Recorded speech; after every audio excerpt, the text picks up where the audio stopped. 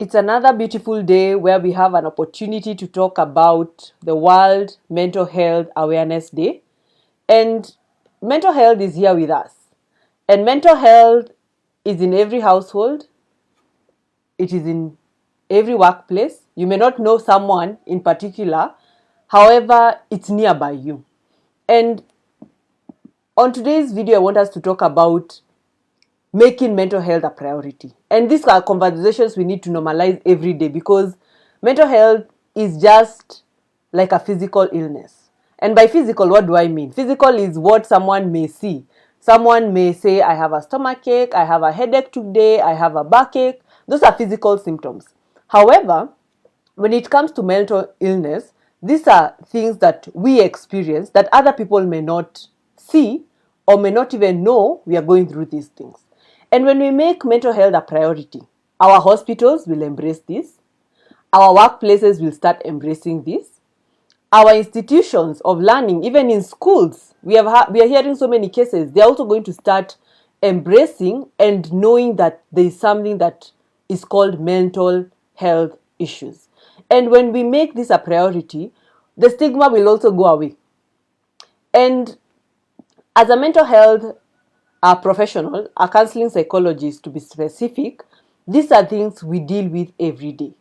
And you'll find that individuals feel I'm not understood. Individuals feel, does my family even know what I'm going through? And mental illness has many categories. And some of the things that, and some of the conditions around us, people tend not to know the symptoms. Other people feel like maybe mental illness is when someone is found along the road and they cannot function, they cannot be employed, and that's just a myth because you can have a mental illness and do everything that other people are able to do.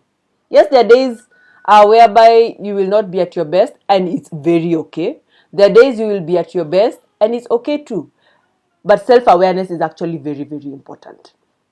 And as we are making mental health a priority, which is this year's theme, it's my hope that many institutions, starting even with our government, will start embracing. And I'm glad that there are some avenues and there are some steps that have already been made. However, we can get better. We can do better. And it starts with you and me. It starts with you having a conversation with the people around you. Tell 5 people, tell 2 people. Those 2 people will again go and tell other 2 more people. And with that, we are going to normalize having these conversations around us. Some of the issues when it comes to mental health, we can have issues like anxiety, for instance, whereby you're supposed to do something, you're feeling very anxious, you're feeling your heart is beating very fast, you're feeling some sweat is falling from your face. The things that you used to do normally, you're not even able to do them. And at times, everyone has an aspect of fear, but anxiety, there is a place where it can get and the things you used to do normally, you're no longer able to do them. So what are you supposed to do when you're experiencing some of these things? Talk to a professional.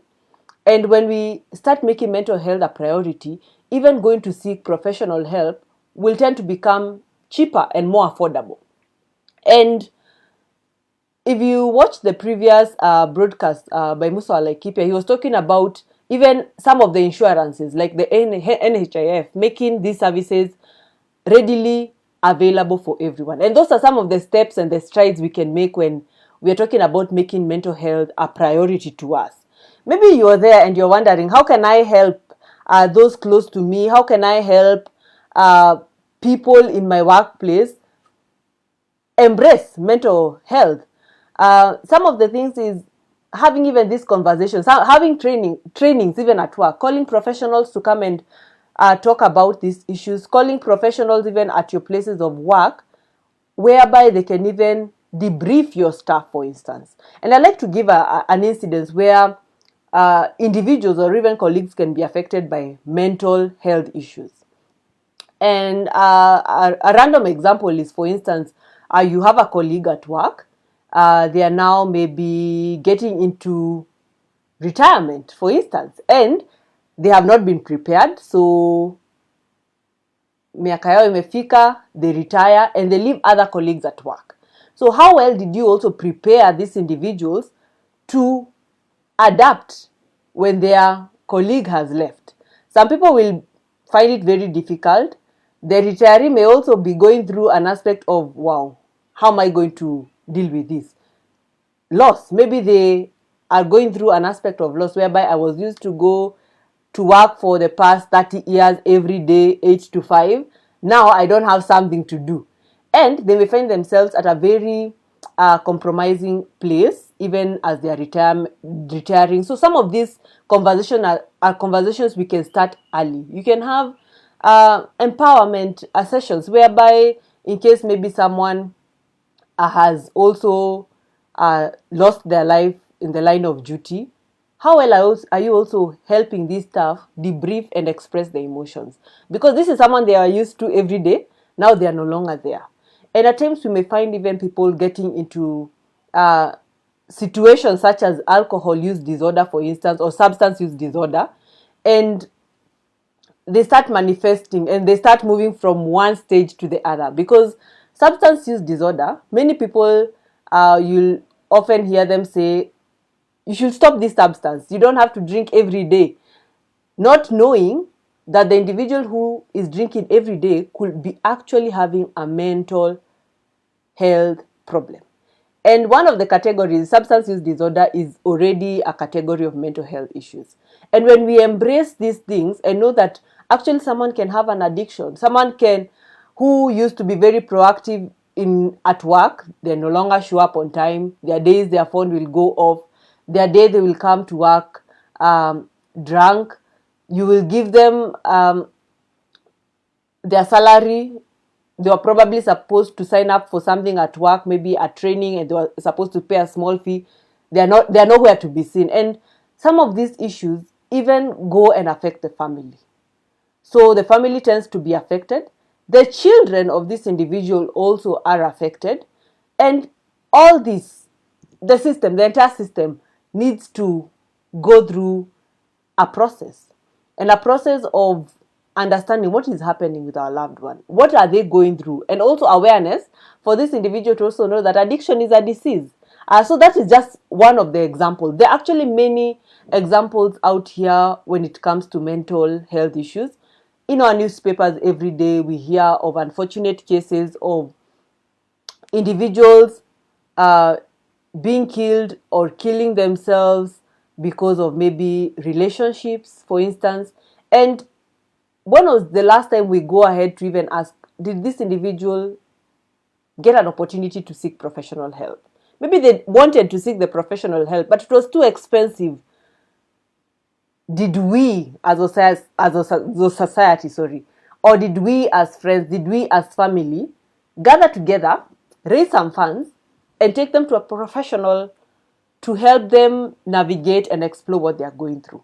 So when we start making mental health a priority, we will not assume some of these things. And an example of you as a parent, of some signs you can look for, especially when you are wondering what is happening to my child. A very independent child who loved school, for instance, they would wake up in the morning, get ready to go to school, take their breakfast, rush to school, and when they are back in the evening, they have so many stories about school. But you start noticing that they're becoming very clingy to you. They used to love sleeping alone in their bed. They no longer want to sleep alone. They are feeling fearful. They are crying every morning because they don't want to go to school. And at times we just term that they're becoming deviant, they don't want to go to school. At times it can happen. However, do we take time to just ask ourselves, what is happening? What has changed? What are they experiencing? Maybe they're feeling anxious, maybe they're feeling unsafe, maybe there's an experience that happened and they're like, I don't want to go to school, mommy, today. I want to sleep with you, I want to stay here. And at times we push them away and we make that safe space compromised. So some of these mental health issues, some of them we don't have to even take medication. Some will need the medical intervention, and it's okay to be on medical intervention, go through therapy, because all of them work. So it is one, accepting that I'm going through this, then taking that bold step to seek the right places to get the help, and then together be very consistent as you're going through this journey. There are days you will want to continue getting the help. There are days you will feel like, I don't want to even talk about it. It's very okay. It's okay not to be okay. And it's okay to know that, okay, I'm going through this. There are days I will have so many triggers. There are days I will have so many temptations around me. But what do I do about it? Where do I just have these conversations? And when we normalize having these conversations, when we find someone has posted something, when we find a friend has told you, and I feel like I no longer am motivated to go back to work. I'm no longer excited to be around people. I'm no longer enthusiastic. Yet, these were things that used to come very naturally to them. You will start noticing that these are actually signs for me to help my loved one or help my friend get help. And at times we even avoid having this, asking a person, how are you feeling today? We really overlook that question. And I like to ask you, how are you feeling today? Honestly, how are you feeling today? And I don't know, how are you feeling? Maybe you can just take 1 minute to ask yourself, by the way, how am I feeling today? And always take note. You can even write it down. You can even come up with something we call a mood diary. In the morning, you can write how you're feeling. Then in the afternoon, write again how you're feeling. Then in the evening, write how you're feeling. And you can take it, maybe you can look at it in a week's time. And in the week, you're going to get to see what are some of the moods that you tend to have. And again, you're going to also reflect what is the consistent mood you tend to have. And maybe there are days and there are hours whereby you're going to realize that my mood actually fluctuates. So also take time to also ask yourself, what makes me, in the morning maybe I'm very gloomy, in the afternoon I'm again very gloomy, when it comes to the evening I'm very active, I'm very excited. So maybe you can ask yourself, what about these timings makes my mood change? And if you feel maybe you just need to talk to someone and just get to understand that, it's actually important. And I'll also like to emphasize the importance of also seeking professional help. At times we feel that I have to have something major, and by major I'll put in quotes, because major to me doesn't have to be major to you, and major to you doesn't have to be my major. But at times even counseling is a place whereby you can just come to explore how you're feeling. You can come to just talk about the plans you have for life. It's just a safe space whereby you can come to explore. And when we normalize having these conversations, even seeking professional help will not look like a very big thing. And even when you tell your friend, I was actually at a counselor's office, and they'll be like, wow, that's good. How was it? How are you feeling? And you'll be like, yeah, I'm feeling better. I feel I am more aware of myself. I feel I have understood what I do when I do it, why I do it.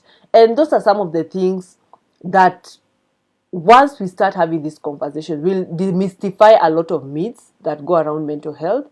We'll demystify a lot of myths, a lot of misconceptions about what mental health is all about. And these conversations are actually very, very key. And I really wanted to just come here and emphasize that get to know one person, get to know a family member. They may not have told you, maybe they are wondering, how do I tell them? Will they really understand me? Will they support me in this? When I tell them I don't have finances to go and seek professional help, will they be willing to even chip in and pay? And when you go to a professional counselor, they'll also be able to come up with a plan for you. You may not have all the funds there and then, but you can create a plan of how well and how consistent you can pay so that you can get the desired help. And mine is to say that mental health is here with us. Mental health is as a priority as our physical illnesses. Those illnesses we can all see, those illnesses that are being covered very openly even by our insurance companies. And when we start having these conversations, people are going to hear us. People are going to know that, wow, this is here with us. It's okay to have a mental illness. It's okay not to feel very good. But when my workplace is also understanding this, when I take my child and tell them that they're on treatment, they're not going to be stigmatized. They're going to be taken with a lot of caution. They are going to be given also opportunities to talk about these things and help other people also create more awareness. So what measures are you doing? That will be my challenge to you. What is the measure you're going to do? Even as we're marking the mental health awareness day today, what is your goal? What are you going to talk about mental health today? Mine is to say, thank you. Let's keep having these conversations because they are here with us. Let's keep talking. Let's keep creating awareness to those people who are near us, because one is too many.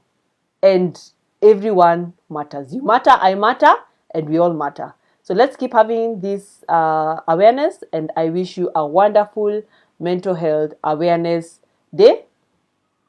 God bless you. Let's keep having this conversation. Let's embrace professional help.